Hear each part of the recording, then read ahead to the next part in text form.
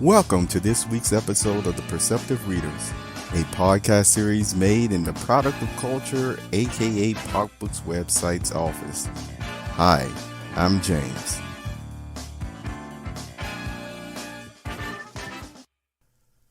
Their mission statement, as it were, would be Bridging the Divide.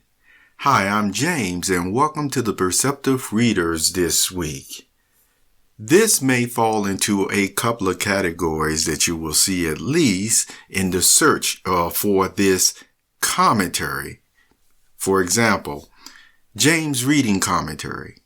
You know, over the years, I normally have an opening and then I make a few statements for you to look for certain even words or items in the reading, and then I do the reading and then conclude with some additional thoughts.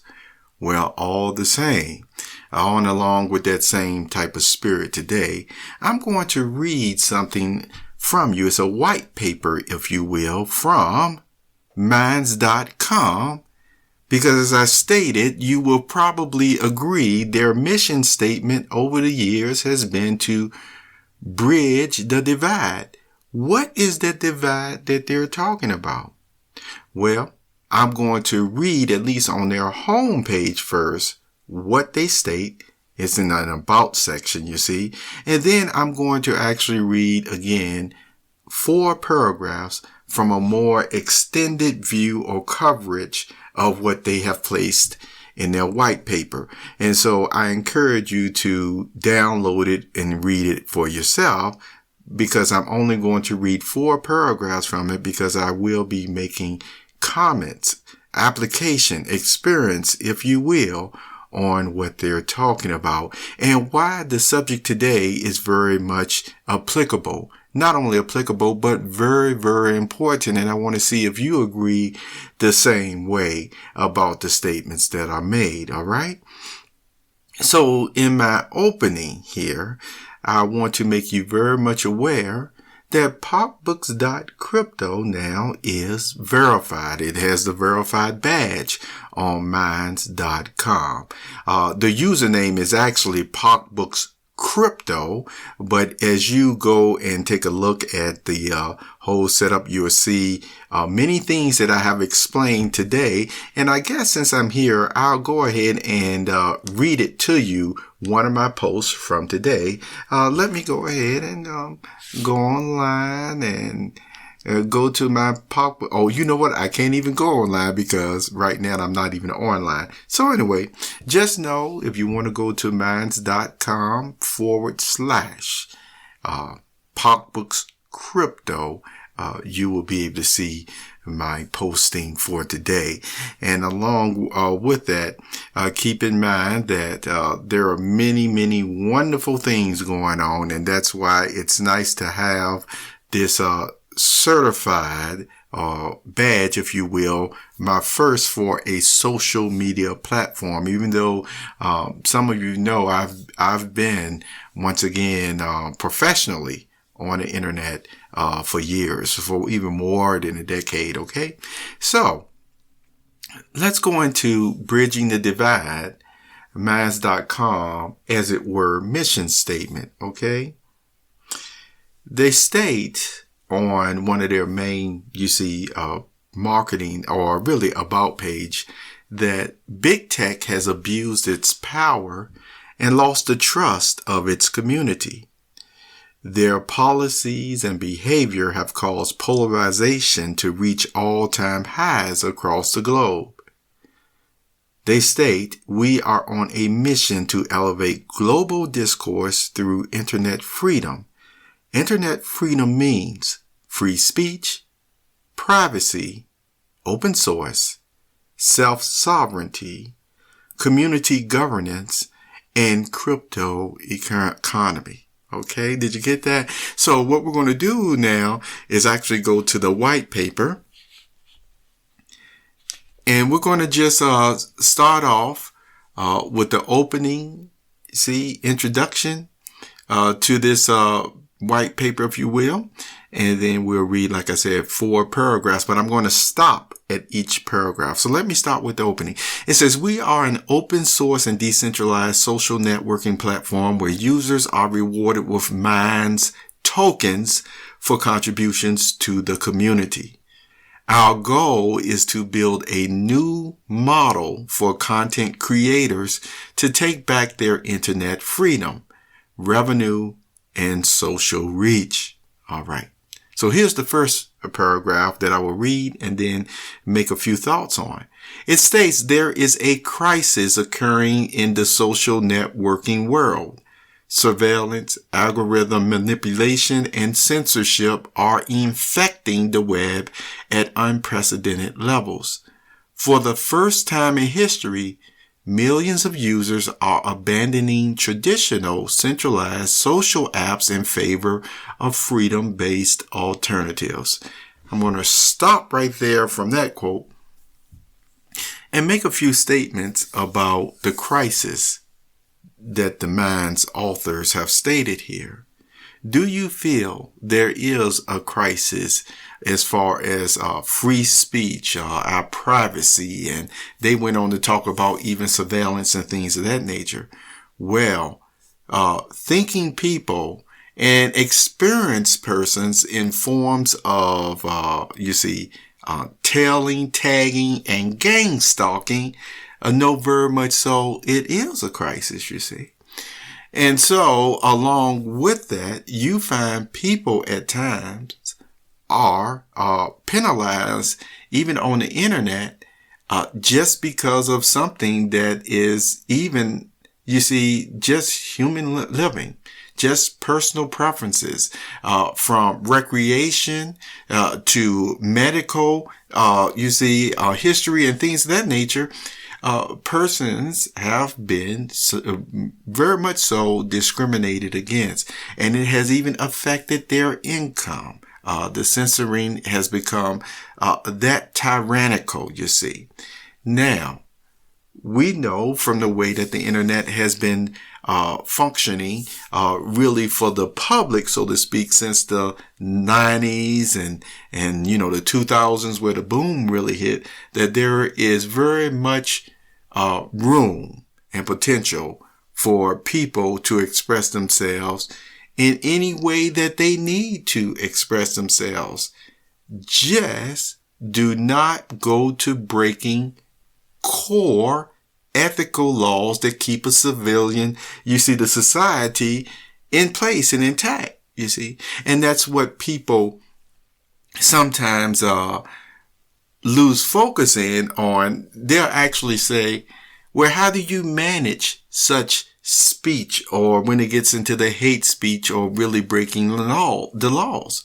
Well, up until the last 5 years, well, really, especially really before that, that's what you reported to the authorities. That is exactly what you reported to the authorities and the ones who are trained in such matters.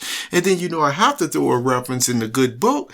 There are processes that even Jesus laid out. This is the way you handle this or that. You see, on such a very fundamental level. And it's fundamental. It works. The point is, sometimes again, some persons, not having that knowledge, started placing more of the responsibility on themselves to do this and that they really didn't have to. If I was to reference some of these other social media companies, as they started talking about during a certain time of year, during a certain time where people were expressing their views, and even in political matters, that all of a sudden, they wanted to start censoring speech on this and that, even on medical matters. The timing was very, very interesting, to say the least. But all the same, you have to ask yourself, even though it was at one point starting off as a private company, which person can say again, hey, this is a private company, so we can do what we want to do. We can kick off who we want to kick off or censor who we want to kick off. But remember, and this is one thing I want to emphasize to you today. Once a company becomes public like they did, you see, and so you know what company I'm talking about, and place itself on the stock market and things of that nature, they cannot just arbitrarily, again, remove persons, censor persons or things of that nature. And just imagine if they are a shareholder or something. You see, it's on a totally different level. And it seems like, again, the lines were blurred. No, it doesn't seem. It actually was. It was blurred where they started becoming more heavy-handed, and it was not really based on the way that a lot of people feel. You see, guidelines that really show the difference between, oh, this person is just expressing their personal opinion, just expressing their art or what have you, and somebody who was actually planning on causing the detrimental, you see, harm. And I said before, against ethics and the way that the world works, period. And remember, I told you, it's during such times. That's why you have people. If they were offended and they sent in a link or a letter to the ones at the technology desks or so forth, see, all the members at the technology desk had to do was forward it on then, if they wanted to, through the different tier levels of persons who have responsibility to decide, ooh, this is something. Let me move it up the line. And then when you get to that board or the person who actually was still, CEO or what have you, what would the process be then? Well, according to even the good book, normally the person just would be straight up contacted sometimes. See what's going on. But again, if it's normally that serious, because like I said, it shouldn't just be arbitrarily just doing this all today. I didn't, sleep well today, so I'm going to do this or whatever. But no, normally again, or up until this time period that we was in, what is seriously detrimental in breaking a law and what's not, you see, you were trained to know these things. Your schooling was supposed to instruct you in all these ethical things and critical thinking and logical reasoning. Yes, with temperaments, you see, not heavy-handedness. And some people would say, hey, this is my job to know. And many persons have said that with confidence for years. And they weren't speaking in pridefulness or arrogance. They were stating the truth. It was their job. If I can use another analogy, it was their job to be a farmer. It was their job to be a carpenter. It was their job, you see, to be an artist. So the point is not that people can't learn anything new or somebody can't make a suggestion. But again, once you become a professional and expertise in your field, it's not like these regular little mundane, even petty stuff, is a big complicated matter that it would be for a novice, you see. And so here is, again, another thought. Whenever something that will seem to be that serious, you see, that is when, again, you normally also check with the authorities that really do know, that have the policies and the books that state this and that, you see, and then they also would have a process with addressing this matter or that. And see, and the key point that I want to really bring out about what you do learn from the good book is that the process always involves, guess what? Thoroughly really informing the person. Even facing accusers. Now, I admit there are some extenuating circumstances at times, but see, that's the whole point. What I've seen also over the past few years is that sometimes persons will put and say these are extenuating circumstances, and really ones with experience will come to find out, again, it's just interesting, that you're saying this, but before you came to us with this or that, oh, you did things on such a level that shows, no, it seems more like this is more of a scheming or calculation on this end or that end. But that's a different subject anyway altogether. So I just want to bring out in closing, as I'm going to read these last 4 paragraphs, is this.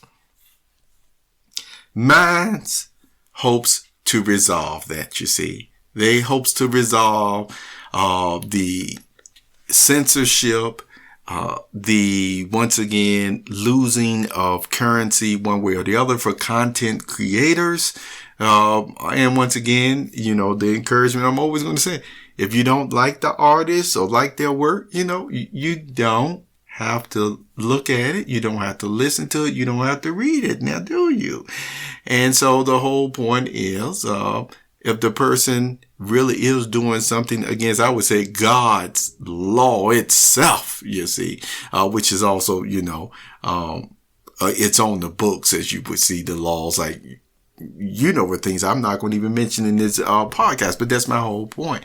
You have ones where it's their job to know. And so if you have a question about anything, you still just don't arbitrarily just, get rid of this person or that person off the platform.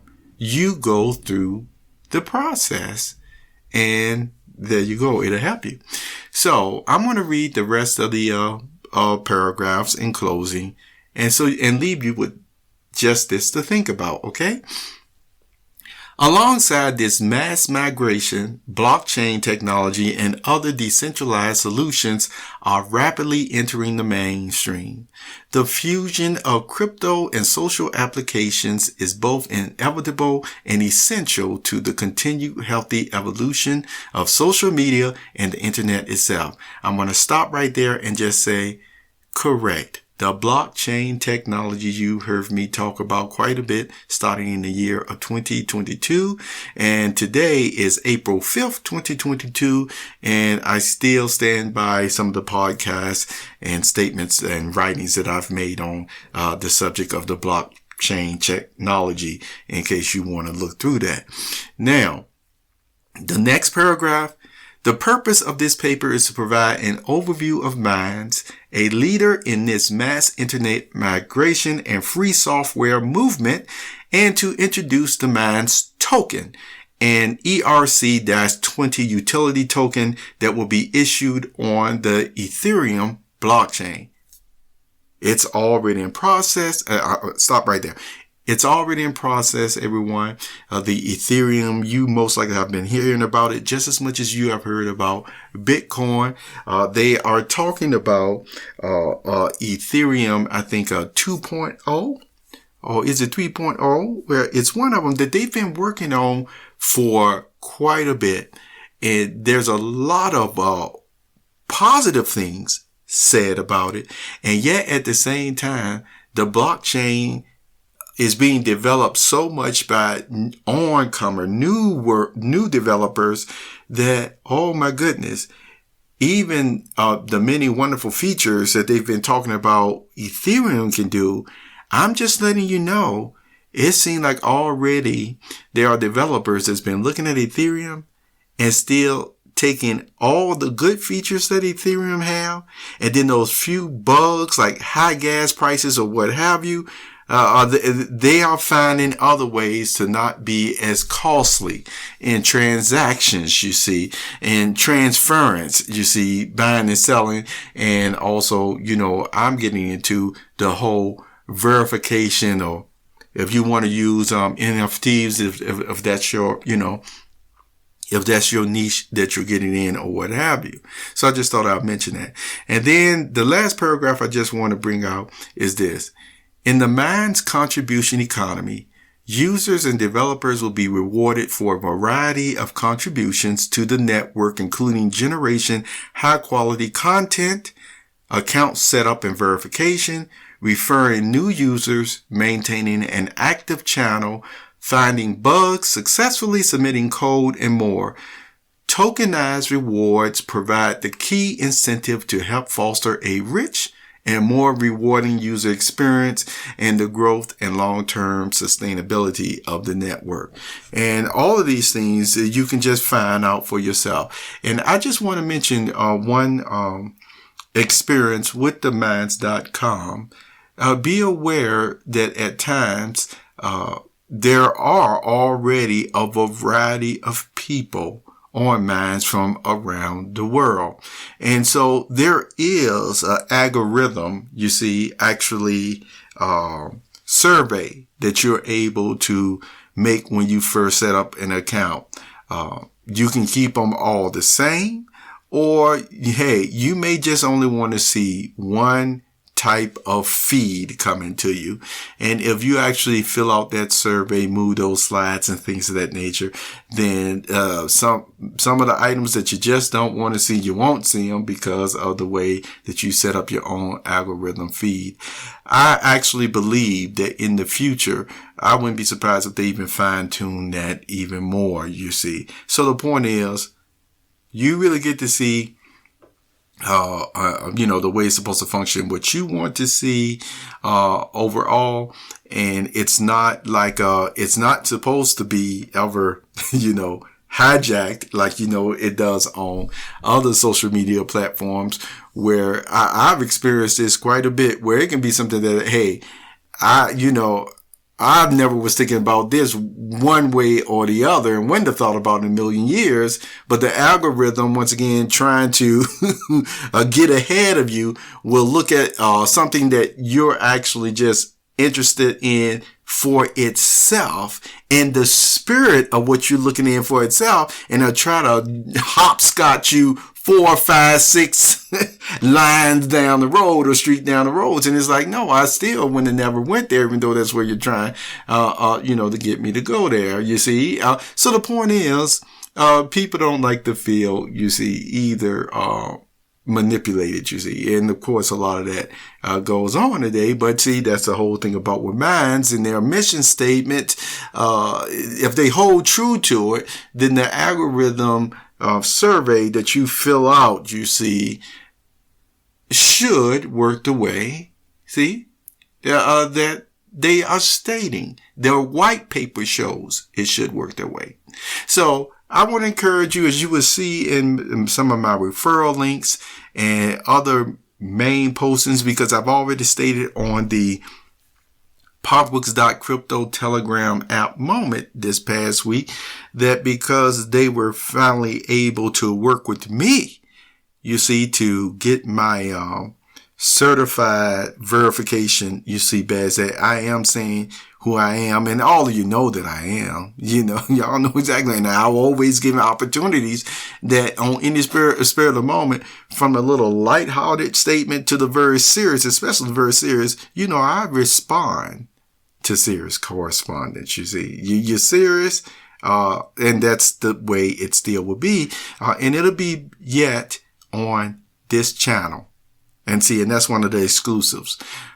All my correspondence, whatever interest or what have you, will have to start with the minds.com / see, Park Books crypto channel.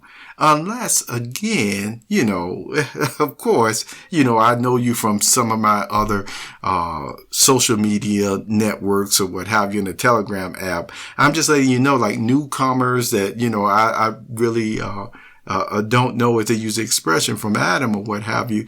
This is the best way to show that you're serious, and you won't waste my time and I won't waste your time by, looking other places about whether you got a question about this or that, because this is where you can go.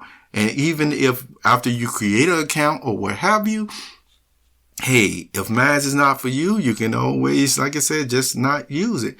But you may find you are the very person as well to bring the insight, the light, the joy, the deep conversations and otherwise to this platform that is also needed, and the creativity.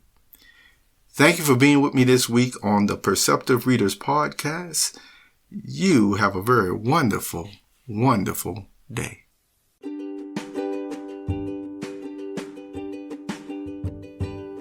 You have just listened to the Perceptive Readers Podcast. Remember, until next time, if you read something that encourages you to improve or enhance your life for the better, it becomes your reality.